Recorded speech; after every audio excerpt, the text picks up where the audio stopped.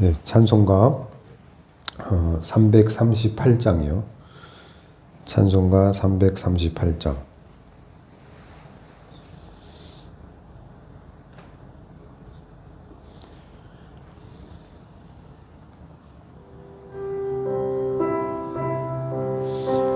내 주를 가까이 하게 함은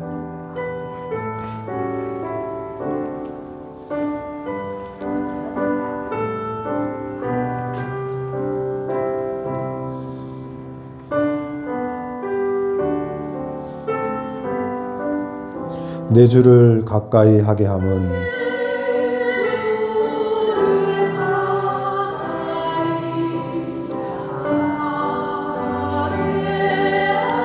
십자가 짐 같은 고생이나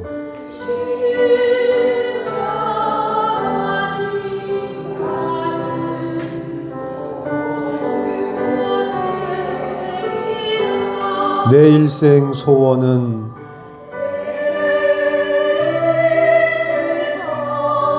늘 찬송하면서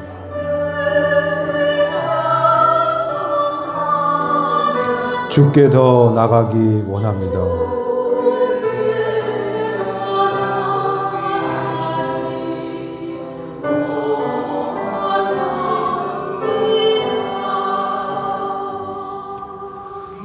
내 고생하는 것 옛 야곱이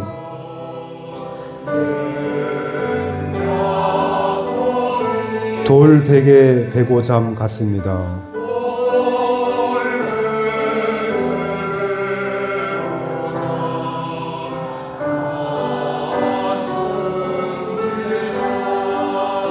꿈에도 소원이 늘 찬송하면서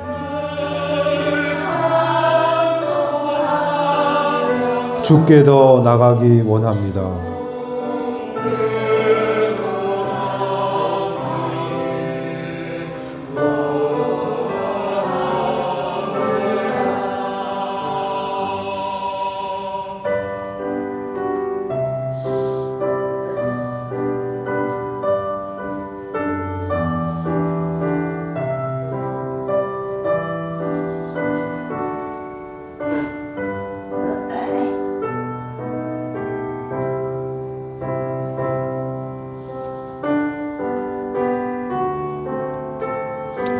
천성에 가는 길 험하여도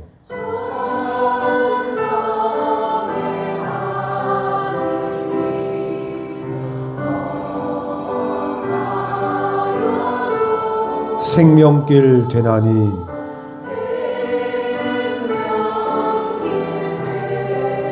은혜로다.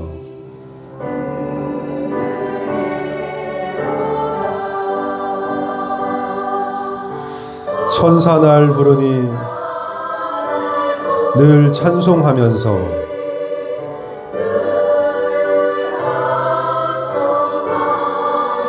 주께 더 나가기 원합니다.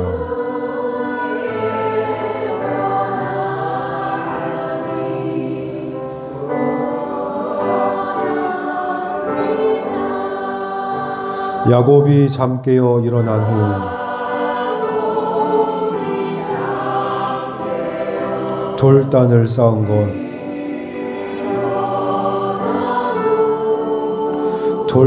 쌓은 것 본받아서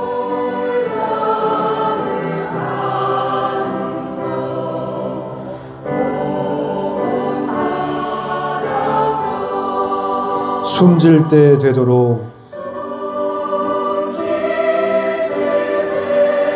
늘 찬송하면서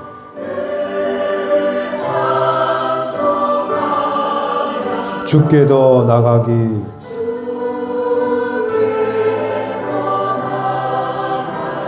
원합니다.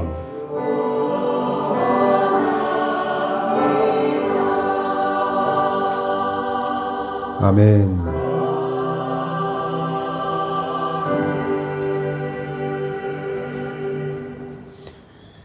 네. 오늘 말씀은 창세기 49장. 창세기 49장.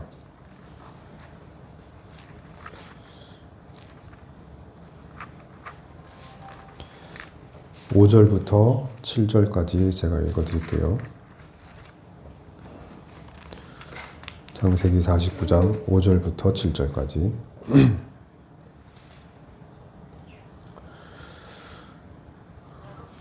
야곱의 아들이 12명이 있었는데 그 중에 이 야곱이 죽으면서 이제 유언을 남겨요. 그 유언의 내용이에요. 야곱이 시므온과 레위한테 하는 얘기예요. 시므온과 레위는 형제요. 그들의 칼은 폭력의 도구로다. 내 호나 그들의 모의에 상관하지 말지어다. 내 영광아 그들의 집회에 참여하지 말지어다. 그들이 그들의 분노대로 사람을 죽이고 그들의 혈기대로 소의 발목 힘줄을 끊었음이로다. 그 노여움이 혹독하니 저주를 받을 것이요 분기가 맹렬하니 저주를 받을 것이라. 내가 그들을 야곱 중에서 나누며 이스라엘 중에서 흩으리로다. 아멘. 이 말씀은 굉장히 좋은 얘기는 없죠. 저주를 받고 또 야곱 중에서 나누고 또 이스라엘 중에서 흩으리로다. 이 저주를 받은 게 두 사람이에요. 누구랑 누구였죠? 시므온과 레위예요. 시므온과 레위가 나쁜 사람들이에요. 그래서 사람들도 함부로 죽이고 폭력을 행사하며 그냥 아주 근본이 썩었어요. 그래서 진짜 나쁜 사람들이에요. 그 딸 하나를 강간하고. 맞아요. 예. 그 얘기는 지금 너무 기니까 그냥 나쁜 사람들이에요.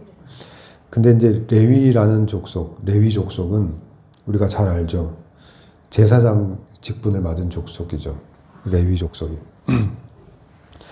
그러니까 우리가 아는 레위는 뭔가 거룩해 보이고 그리고 하나님의 직분을 받아서 하나님의 집에서 하나님의 성전에서 일하는 사람이니까 뭔가 다를 거다 생각하시지만 그 레위 족속은 그 태생, 그 뿌리가 이렇게 폭력적이며 지 멋대로 행동하고 감정을 이기지 못하고 사람을 죽이고 자기 혈기대로 그냥 그 혈기를 못 이겨서 살아가는 사람들이에요.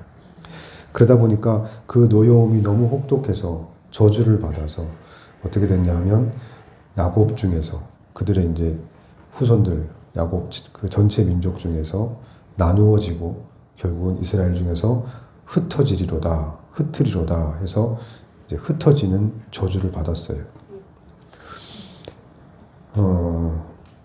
그래서 이제 이 시므온과 레위는 실제로 성경 말씀을 보면 흩어져요, 진짜로. 예. 근데 이제 이 두 사람 앞에 놓여 있는 길이 서로 달랐다라고 하는 게 오늘 말씀의 내용이에요. 그렇게 다른 길을 걷게 돼요, 이 두 사람이. 똑같은 저주를 받았는데 그 똑같은 저주를 받은 이 둘의 가문이, 이 둘의 족속이 대를 이어가면서 계속 그 저주 가운데 살아가게 되는데 그 저주 아래에서 서로 다른 역할을 감당하게 되는 거죠. 희한하죠. 그래서 그 희한한 이야기를 이제 오늘 전해드리는 게 이제 이야기의 전체예요. 일단 이 시므온과 레위는 그렇다는 걸 알고 계세요. 예, 둘 다 저주를 받았어요. 왜 저주를 받았냐면 못돼서 혈기대로 사람을 막 죽이고 분노가 항상 있고 그냥 성격이 우리 흔하게 말하는 그 나쁜 속된 말로 지랄 같은 사람이에요. 예, 아주 막 진짜 지랄 같은 사람이에요. 그러니까 누구에게도 인정받을 수 없는 12아들 중에서 가장 지독하게 나쁜 거죠. 그러니까 이런 인간 이 둘을 하나님께서 저주하셨다는 거죠. 저주받은 인간이에요. 네. 이제 그 둘 저주가 어떻게 풀어나갔는지를 이제 설명을 드릴 건데, 자, 예레미야 24장으로 한번 가볼게요. 예레미야 24장.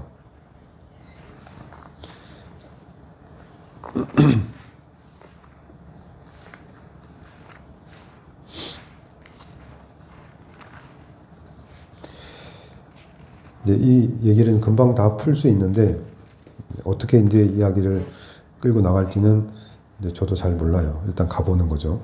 예레미야 24장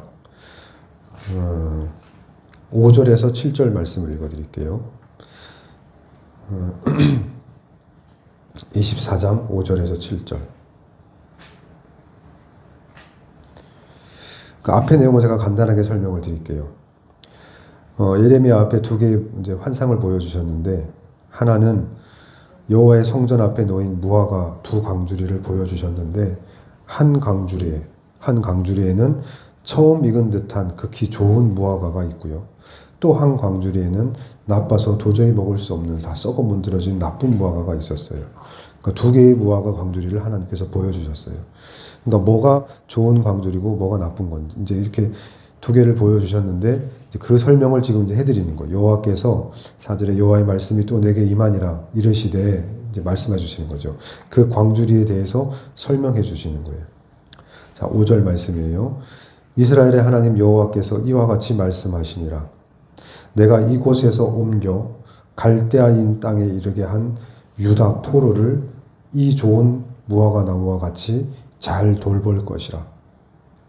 내가 그들을 돌아보아서 좋게 하여 다시 이 땅으로 인도하여 세우고 헐지 아니하며 심고 뽑지 아니하겠고, 내가 여호와인 줄 아는 마음을 그들에게 주어서 그들이 전심으로 내게 돌아오게 하리니 그들은 내 백성이 되겠고 나는 그들의 하나님이 되리라. 이게 이제 누구에 대한 얘기예요? 좋은 광주리에 대한 얘기예요. 이 좋은 광주리는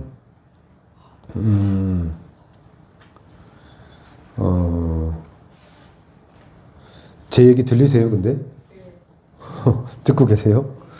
이 좋은 광주리는 좋은 무화과인데, 그 좋은 무화과를 지금 이상한 데다 갖다 붙였다는 거죠. 어떤 데다 붙였냐면 포로들한테 붙였어요. 유다의 포로들.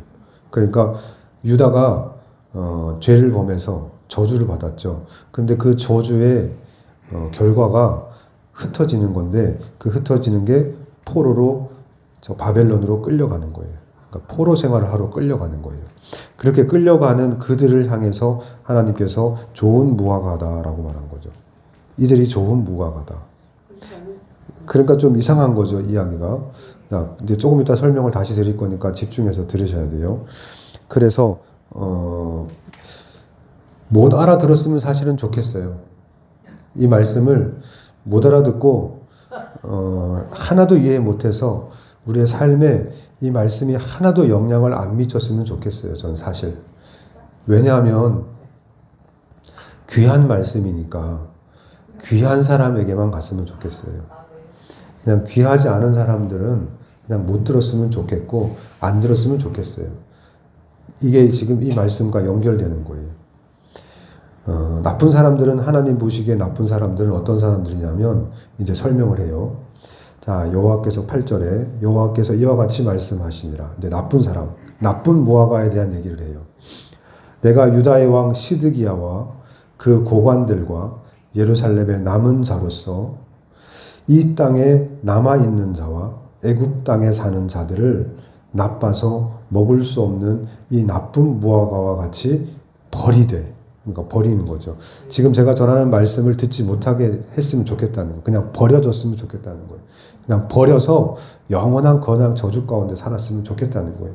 그래서 안 들리시는 분은 그랬으면 좋겠다는 거죠. 이 말씀이 안 들리시는 분은, 이해가 안 되는 분들은 그냥 버려진 거예요.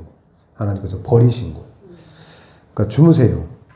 예, 주무시고 들리지 않게 하세요. 그러면 이제 버려진 거예요. 그래서 어떻게 버려졌냐 하면 세상 모든 나라 가운데 흩어서 그들에게 환난을 당하게 할 것이며, 세상 모든 나라 가운데 흩어버려서 그들에게 환난을 당하게 할 것이며, 또 그들에게 내가 쫓아보낼 모든 곳에서 부끄러움을 당하게 하며 말거리가 되게 하며 조롱과 저주를 받게 할 것이며, 내가 칼과 기근과 전염병을 그들 가운데 보내 그들이 내가 그들과 그들의 조상들에게 준 땅에서 멸절하기까지 이르게 하리라 하시니라. 나쁜 광주리는 어떻게 됐다고요? 지금은 남겨진 사람들이에요. 아이고 살았다. 다행이다. 저 종들을 다 붙잡아 갔어요. 나쁜 사람들, 힘없는 사람들은 바벨론으로 포로로 다 끌려갔어요. 그런데 지금 이 사람들은 왕족들이에요. 잘 사는 사람들이고 부자들이에요. 그리고 뭐 힘이 있고 능력도 있고 병사들도 많고, 그래서 바벨론이 쳐들어왔어도 자기들의 군대를 거느려서 지켜서 자기 집은 보호해낸 거죠. 그래서 이 왕인 시드기야하고 그리고 그 나라의 고관들과 그리고 예루살렘에 남아있는 자들이 어떤 자들이겠어요? 포로로 다 죽고, 얘들 잡아가라 하고 다 주고 나서 우리는 그래도 살아남았다. 아, 그래도 우리는 이제 먹고 살만하다. 이제 여기서 이제 다 갔으니까 이제 그 바벨론도 떠났고 이제 우리는 여기서 다시 시작하면 돼. 그래, 잘 살아보자. 그 사람들과 또 이 땅에 남아있는 자뿐만 아니라 애굽 땅으로 도망쳐가지고 재산 다 챙겨가지고 미국으로 떠난 거죠. 이 땅이 너무 힘드니까, 여기가 살기가 너무 빡빡하니까 재산 챙겨가지고 좋은 땅으로, 살기 좋은 땅으로 떠났던 사람들까지 다 포함해서 이들을 나쁜 무화과 나무다라고 하나님께서 말씀하신 거죠. 당장 지금 현실은 좋은 선택인 것 같고, 당장은 합리적인 것 같고, 옳은 선택을 한 것 같고, 이젠 살았다 하는 거죠. 근데 어디서 살아남았냐라고 하면 이 예루살렘의 남은 땅에 살아남은 거죠.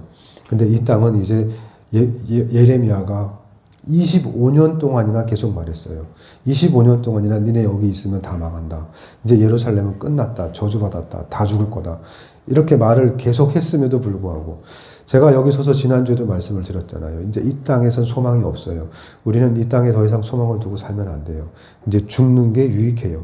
이렇게 말씀을 드렸음에도 불구하고 이 땅에 하루라도 더 살고 싶어서 병원 가서 진료받고 검사받고, 또 조금만 아프면 병원 가서 약 받고 처방받고, 내가 이 땅에서 하루라도 더 살았으면 좋겠다는 생각을 가진 사람들, 나쁜 무화과 나무예요. 나쁜 무화과 열매예요. 하나님 보시기에는 그냥 쓰레기고 쓰레기통에 버려도 아무 문제 없는 인간들이에요. 하루라도 더 살고 싶으시죠, 이 땅에서.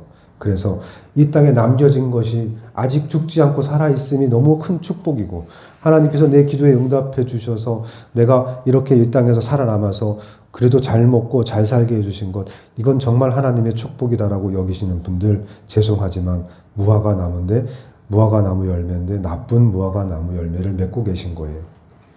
하나님께서 주시는 무화과 나무 열매는, 좋은 무화과 나무 열매는 지금 당장 어떤 현실이어야 되냐 하면, 포로로 질질 끌려가면서 미래도 없고 앞으로 장차 어떤 일이 내게 닥치고 어떤 환란이 내게 올지도 모르는 그 암담하고 막막한 상황으로 끌려가는 사람들이에요.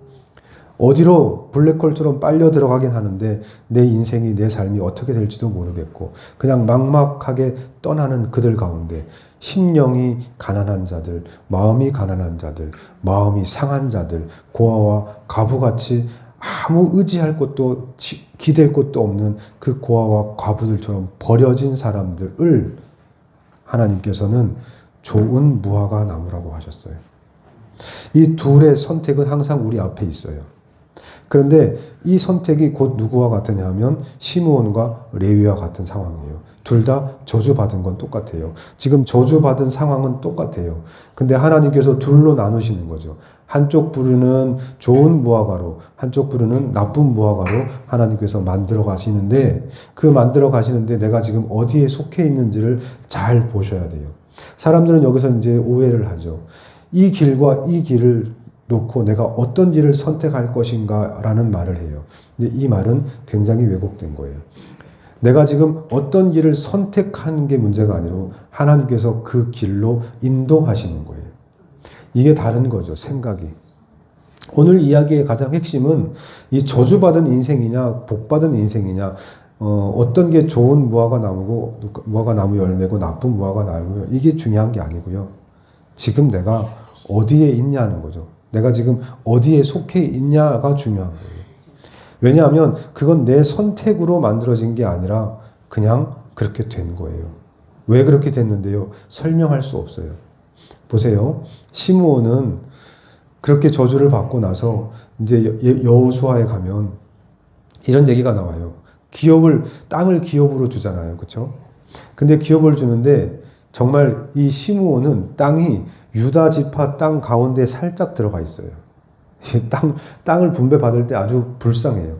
다시 말해서 재산을 나눠줬는데 그 재산이 온전히 내 거가 아니라 건데 이거 형 건데 네가 형 집에서 좀 얻어먹고 살아. 뭐 이렇게 준 거예요. 유산을. 그게 시므온이 받은 유산이에요. 반면에 이 레위는 아예 땅조차 없어요. 분배받은 땅이 아예 없어요. 레위는. 그만큼 저주를 받았어요.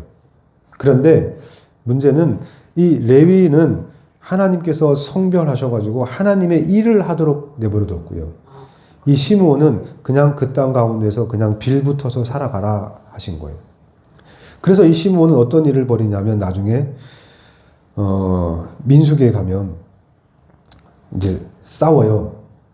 모세랑 싸워요. 그 싸우는 시므리라는 사람이 있는데 이 시므리가 시므온 족속의 이제 우두머리예요.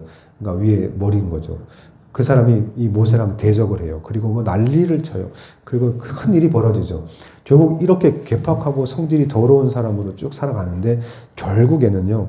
땅이 분배가 되고 맨 마지막에 보면 결국은 진짜 말씀대로 흩어져서 이 아까 창세기 49장에 나와 있는 것처럼 흩어져서 종족을 감춰요. 사라져요. 없어져요. 그렇게 해서 시므온 족속은 없어져요. 그 없어지는 것도 이제 인구 조사를 하잖아요. 계속. 그럼 인구 조사할 때마다 막 절반씩 사라져요. 그냥 절반이 뚝 사라져요. 첫 번째 인구 조사에서 25,000명인데 10,000명밖에 안 나와요. 그냥 절반이 싹 사라져요. 그러면 그 다음 어떻게 됐겠어요? 그냥 없어졌겠죠. 사라졌겠죠. 이렇게 사라지는 사람들과 레위처럼 땅도 없고 분배받은 게 없고 막막한 인생을 살아가야 되는데 흩어진 건 똑같았는데 하나님의 종으로서 하나님의 사역을 감당하며 일을 감당하며 다른 족속들이 다른 민족들이 주는 돈 갖고 11조를 갖고 살아가는 거예요. 그렇게 얻어먹으면서 연명해 가는데 그 인생이 두 인생이 마치 지금 좋은 무화과 나무와 나쁜 무화과처럼 이렇게 두 길이 우리 앞에 있다는 거죠. 그러니까 11조가 있는 게 지금 중요한 게 아니고요.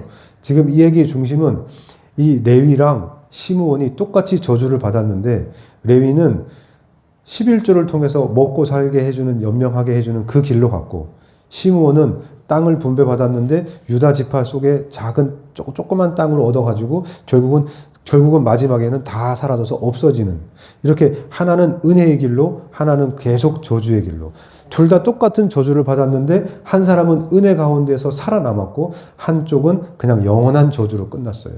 그러면 왜 한 사람은 은혜 가운데로 이렇게 또 살아남아서 레위가 돼서 레위 지파가 돼서 제사장의 족보로 제사장의 지위로 나중에 가면 사람들이 제사장을 높은 지위로 만들어주거든요.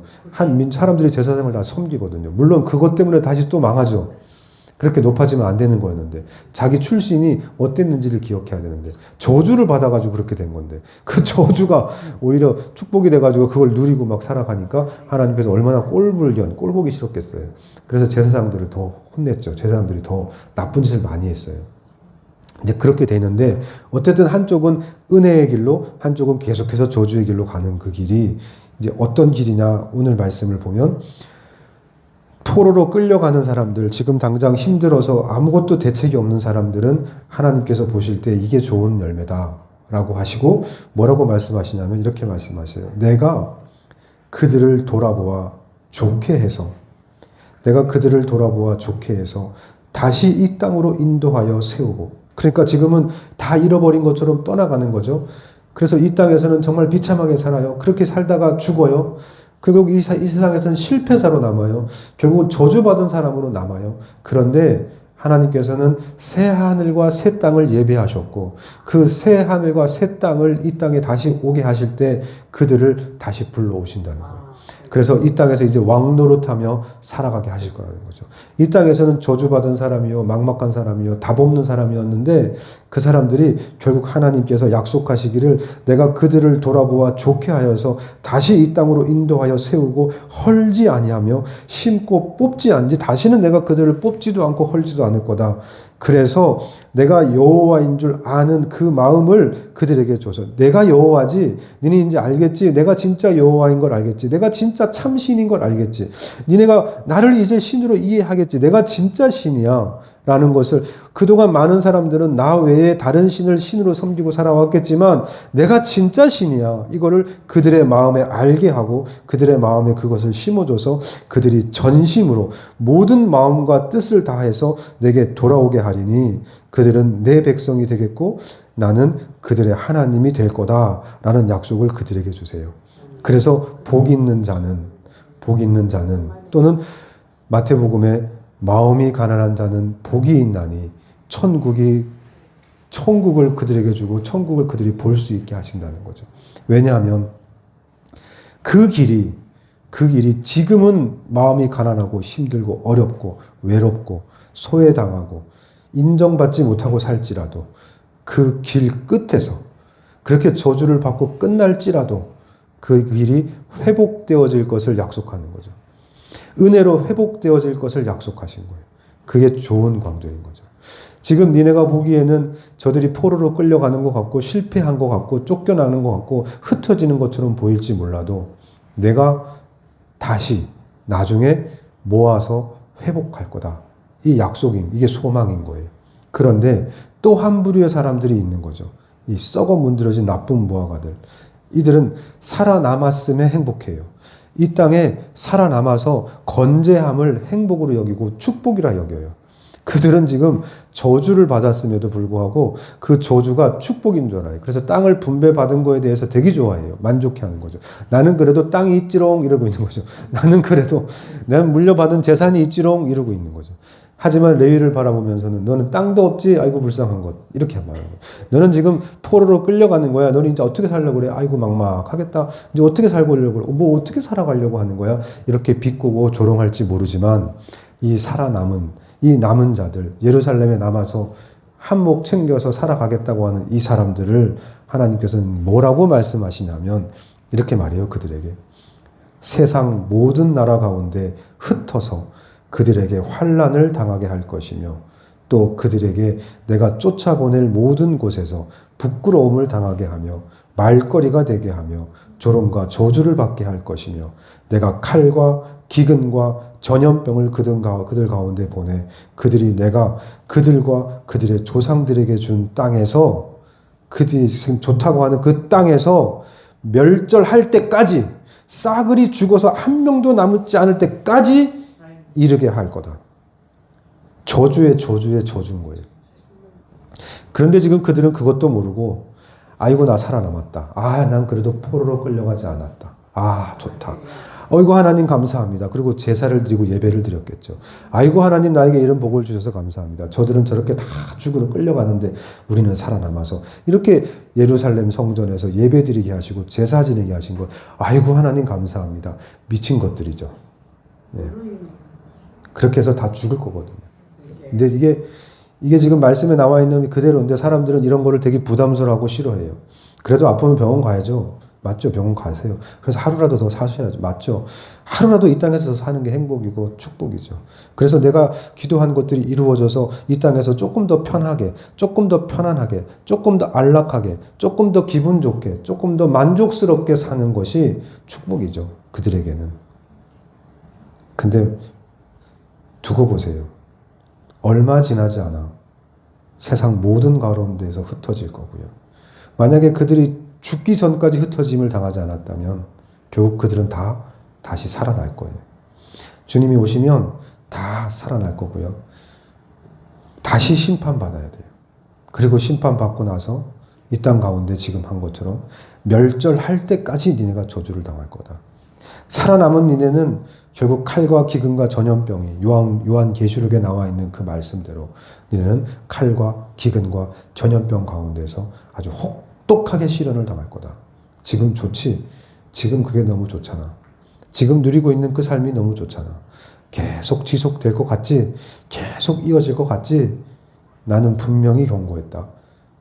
이 예루살렘에서 나는 예레미야를 통해서 25년 동안이나 경고했어. 근데 니네는 지금 그 경고를 들었음에도 불구하고 그 땅에 살아남았음이 그렇게 좋냐? 그렇게 행복하냐? 그 땅에서 그렇게 잘 되고 잘 먹고 행복한 것이 그렇게 행복이고 좋냐? 이렇게 하나님은 경고하고 계세요. 그런데도 못 들어요. 들리지가 않아요. 결국은 시므온처럼 그렇게 그냥 종족도 없이 멸절될 거예요. 하지만 똑같은 저주를 받은 레위처럼 내가 가진 게 아무것도 없는 거죠. 얻은 게 없고 누릴 수 있는 게 아무것도 없는데 하나님께서 기회를 주셨어요. 네가 내 일을 잘 섬겨서 행하면 내가 너를 돌이킬게, 회복시켜줄게. 근데 진짜 하나님께서는 회복시켜 주셨어요. 그게 비느하스의 거룩한 열심이에요. 마지막으로 민수기 25장 11절을 읽고 끝낼게요. 민수기 25장 11절. 민수기 25장 11절. 이 말씀이 들리는 사람들은 회복될 거고요. 이 말씀이 들리지 않는 사람들은 불쌍하지만 버려질 거예요. 그러니까 버려지는 게 저는 괜찮다고 생각해요. 뭐 저렇게 매정하고 사랑이 없냐가 아니라 괜찮아요. 그냥 버려지는 거예요. 끝나는 거죠. 회복될 수 없어요. 어떻게 저렇게 매정하게 저런 말을 하냐. 괜찮아요. 저는 그래도 돼요. 자, 민수기 25장 11절. 제사장 아론의 손자 엘르아살. 자, 이 제사장은 누구라고요? 지파가? 레위 지파예요. 제 얘기 들리세요? 선혜 집사님, 제 얘기 들리세요? 아, 듣고 계세요? 네. 다 듣고 계세요? 네. 아, 근데 정말 아무도 안 주무시네요. 좀 주무세요. 아, 이거 좀 안 들리셔야 된다니까요. 왜 다 들리시고 계세요? 이상하네요. 저만 알고 싶어요, 저만. 저만 알고 저는 이 길로 갈 거예요. 저는 레위의 길로 갈 거고요. 저는 이 좋은 광주리의 길로 갈 거예요. 좋은 무화과 나무가 있는 광주리로 갈 거예요. 왜냐하면 지금은 아닌데 약속이 있잖아요. 저는 그 약속을 믿으니까요. 근데 사람들은 지금이 중요하대요, 지금이. 지금 당장 내가 행복하면 된대요. 지금 당장 안 아프면 된다는 거예요. 그럼 뭐 해요? 그 이후에 이어질 영원한 것은 어떻게 할 거예요? 그딴 건 없는 거예요? 그럼 한번 살아보세요. 어떻게 되나? 그렇게 살아보시고 그때 가서 후회하고 땅을 치고 후회하고 이를 갈면서 원망을 해도요. 늦었어요. 그때는. 죄송하지만. 하지만 그 약속을 믿고 하나님의 지시하신 그 명령을 순종함으로 따라간 그 레위 족속은 결과적으로 그의 자손 제사장 아론의 손자 엘르아살의 아들 비느하스가 내 질투하심으로 질투하여 이스라엘 자손 중에서 내 노를 돌이켜서 내 질투심으로 그들을 소멸하지 않게 하였도다. 그러니까 이 비느하스가 회개하게 해가지고 하나님의 그 진노가 임하지 않게 그가 막아섰어요. 그래서 그 진노를 질투하심, 하나님께서 그 질투하신 하나님으로 싹 다 죽이려고 할 때 이 비느하스가 앞에 서가지고요. 회중 가운데서 벌떡 일어나서 손에 창을 높이 팍 들면서요. 그 이스라엘 남자를 따라 그의 막사에 들어가서 이스라엘 남자와 그 여인의 배를 그 창으로 꽉 찔러 가가지고요. 창이 찔러서 남자를 뚫고 여자 배까지 꽉 찔러. 그러니까 얼마나 강하게 찌른 거예요. 그 창을 들어가지고 창을 배대지에다 꼽아가지고 창이 뚫고 남자를 뚫고 여자까지 찔러가지고 그냥 남자 여자가 거기서 그냥 죽였어요. 그렇게 두 사람을 죽이니 연병이 이스라엘 자손에서 그쳤더라. 그 연병으로 죽은 자가 24,000명이었더라. 24,000명이 죽는데 그걸 누가 막아섰어요? 막아세웠어요? 이 비느하스가 뭐 해서요?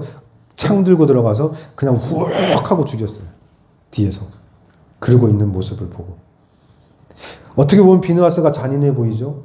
지금 제가 하는 말이 되게 잔인해 보이고 굉장히 매정하고 냉정해 보이죠? 아니요. 하나님 앞에 서 있는 사람은 이래요.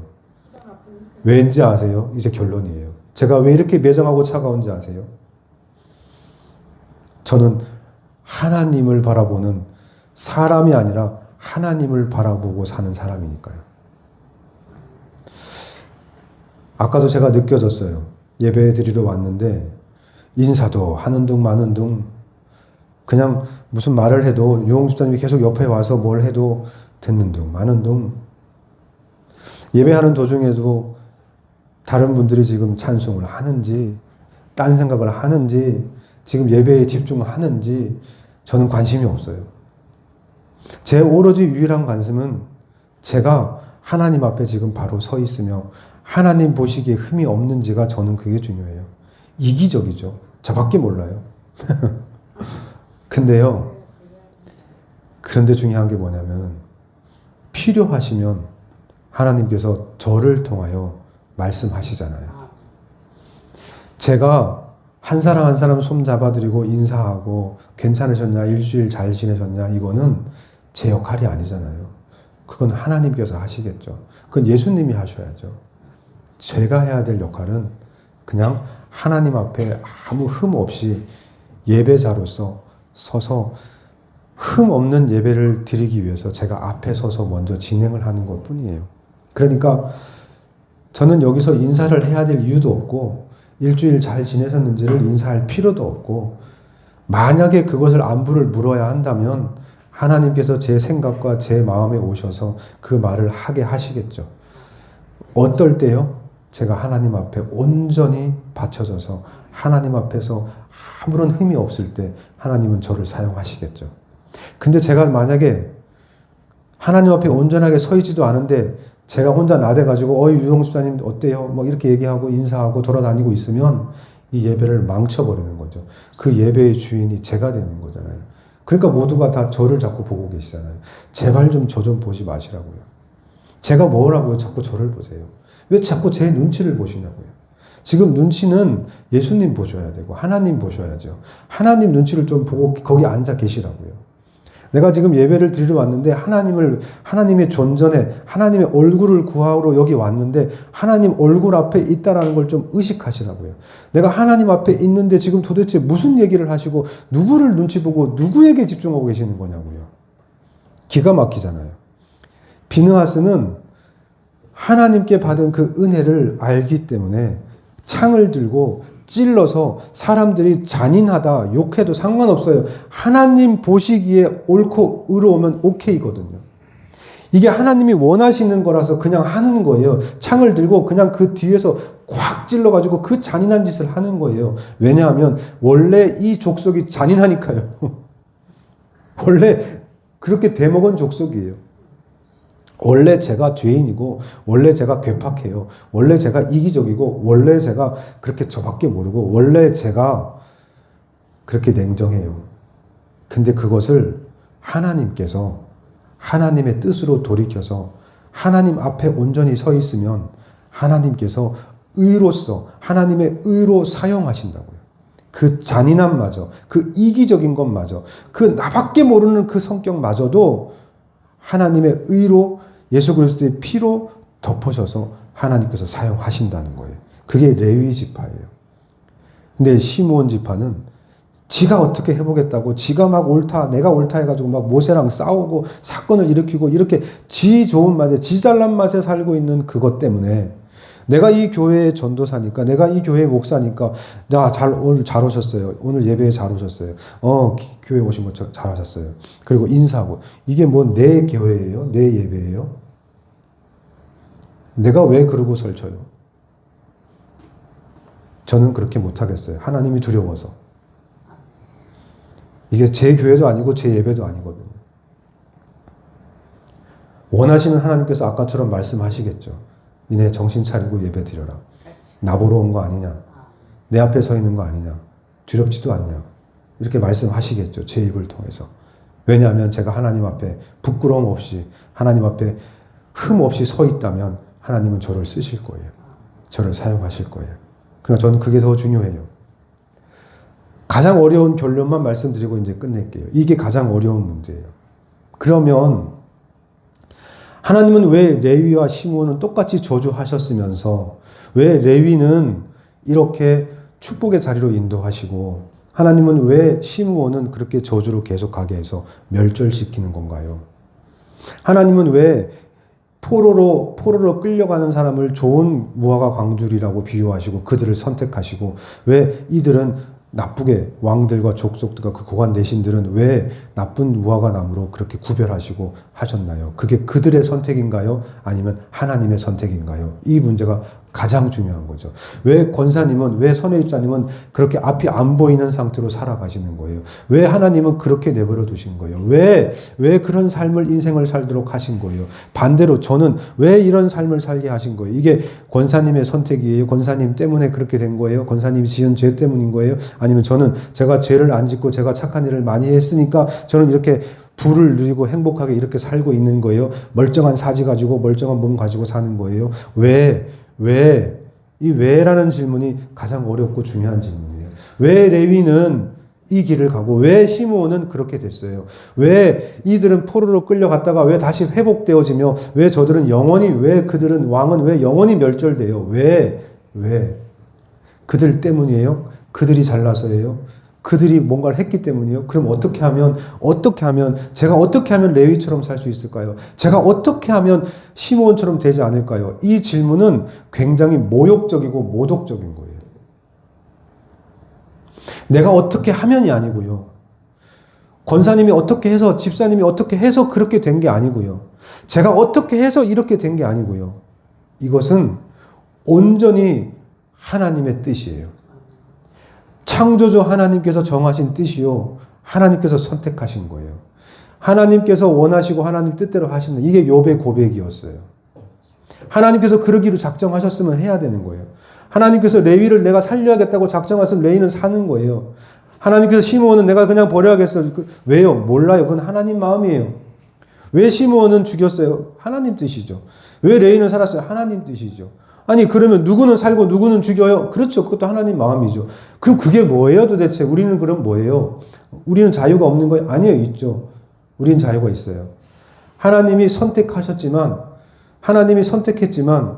그 제사장들은 그 축복과 은혜를 받고 있었던 그 제사장 집안, 그 레위 집안이 이렇게 하나님이 은혜를 주셨는데 거기에서 떨어져 나갈 자유가 있는 거예요.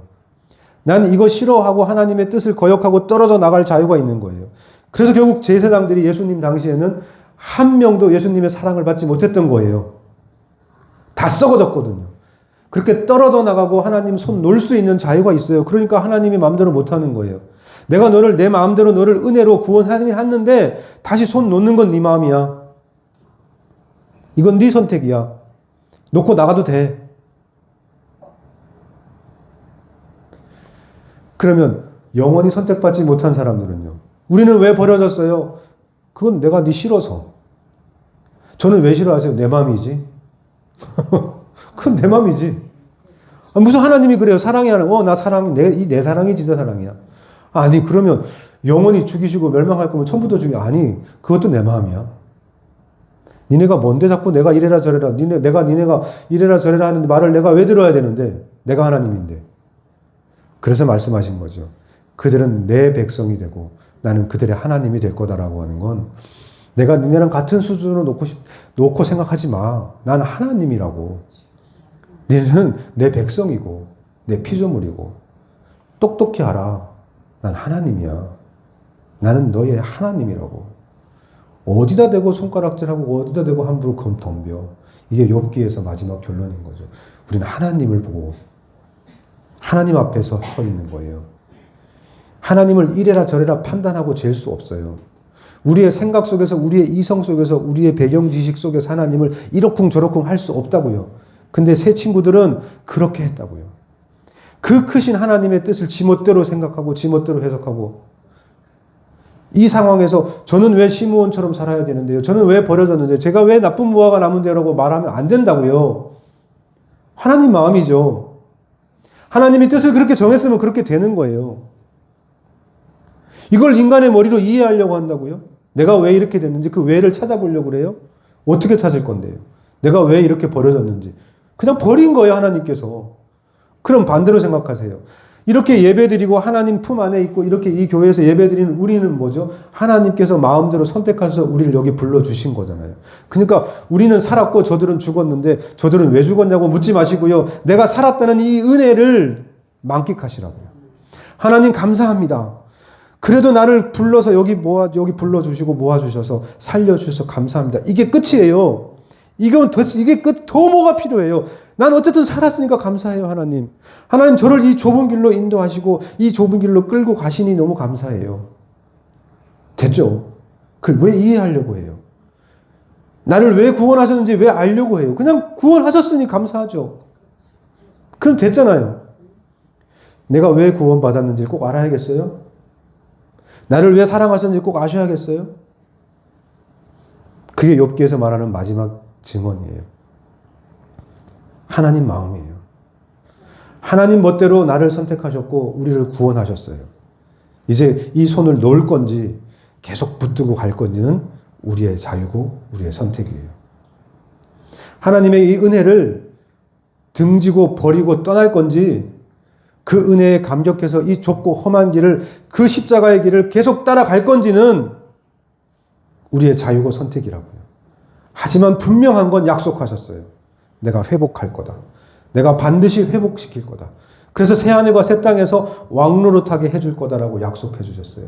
그 약속을 소망으로 붙들고 그 길 계속 갈 건지 아니면 돌이켜서 그 패망하는 그렇게 망할 수밖에 없는 그들의 자리로 가서 남겨짐에 여기 살아남았음에 내가 이 땅에서 그래도 한몫 챙겨서 살아가고 있음에 감사하며 살 건지 그리 붙을 건지 이 좁은 길로 계속 따라갈 건지는 선택이라고요. 자유가 있다고요. 우리에게.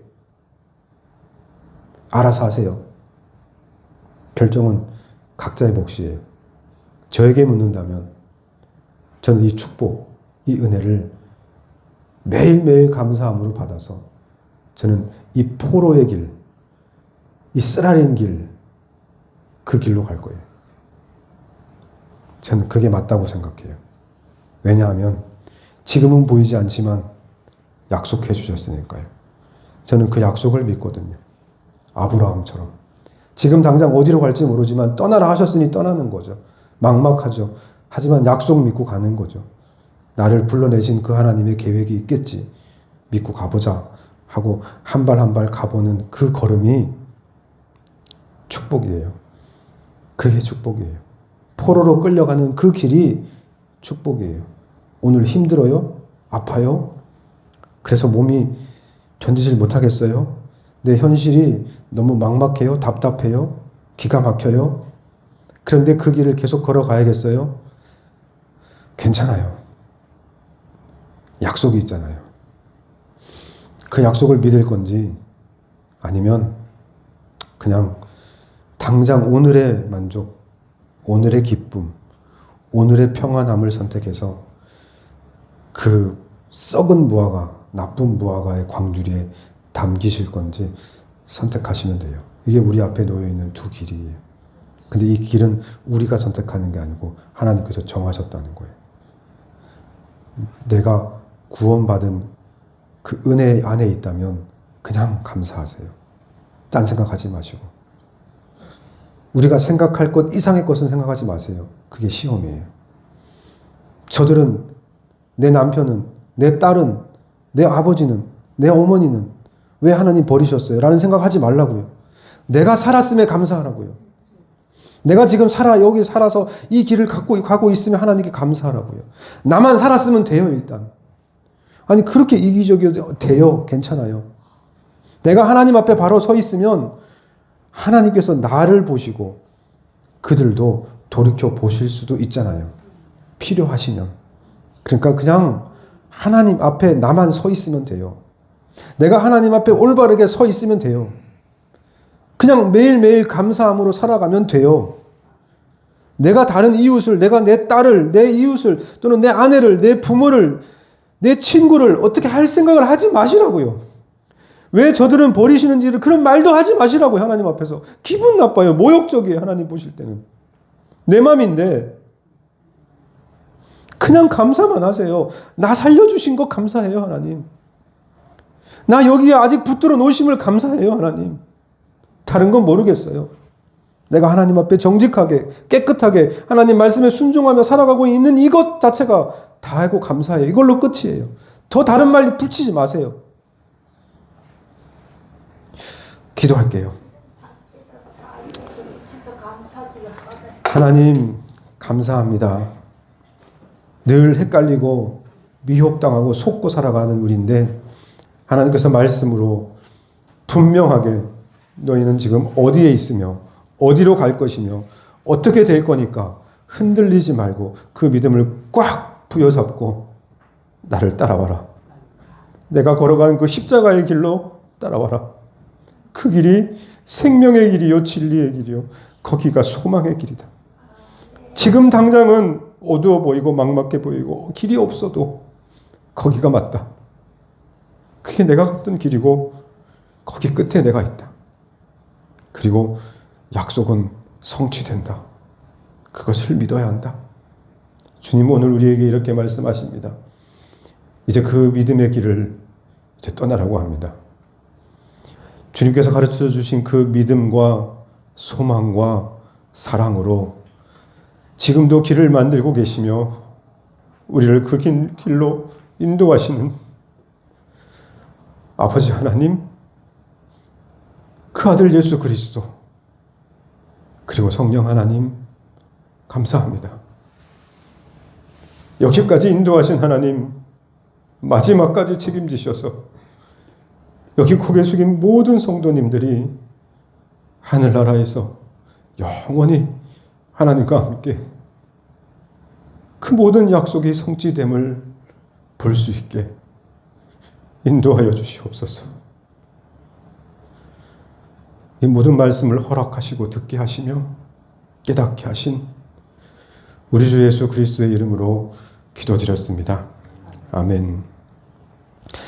찬송가 339장. 찬송가 339장.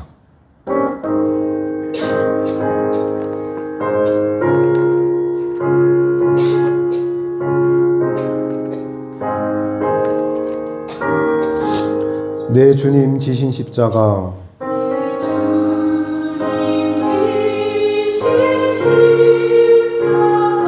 우리는 앉을까?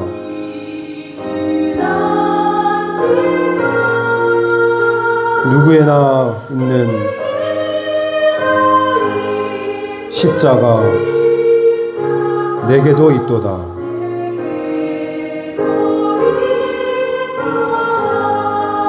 내 몫에 태인 십자가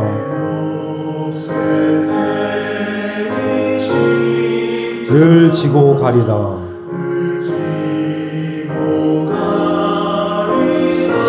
그 면류관을 쓰려고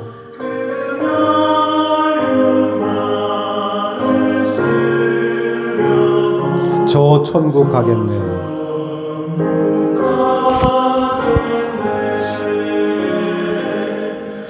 저 수정 같은 길에서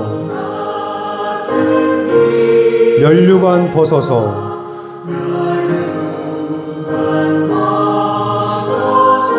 주 예수 앞에 바치며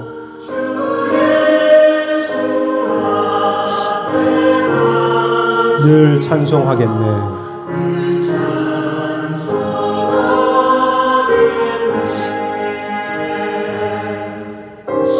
우리 다 같이 천국 가서요, 주님 주신 그 면류관을 받았을 때 다시 벗고 주님 발 앞에 내려놓고 하나님 때문에 여기 왔습니다 고백하시면 돼요. 소리 높여서 늘 찬송할 때에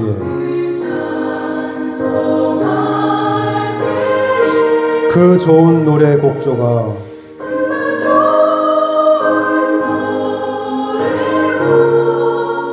참 아름답도다.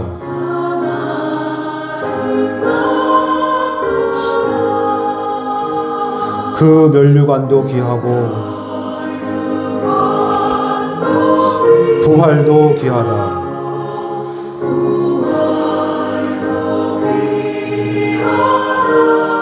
저 천사 내려보내사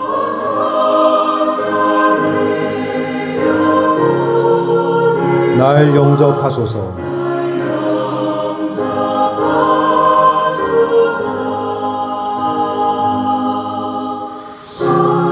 아멘.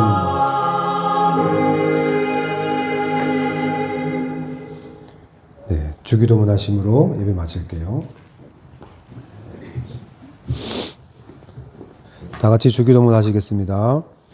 하늘에 계신 우리 아버지여, 이름이 그렇게 영을 받으시오며 나라가 임하옵시며 뜻이 하늘에서 이루어진 것 같이 땅에서도 이루어지리다. 오늘 우리에게 일용할 양식을 주시옵고 우리가 우리에게 죄 지은 자를 사하여 준 것 같이 우리를 시험에 들지 말게 하옵시고 다만 악에서 구하옵소서. 대가 나라와 권세와 영광이 아버지께 영원히 있사옵나이다. 아멘.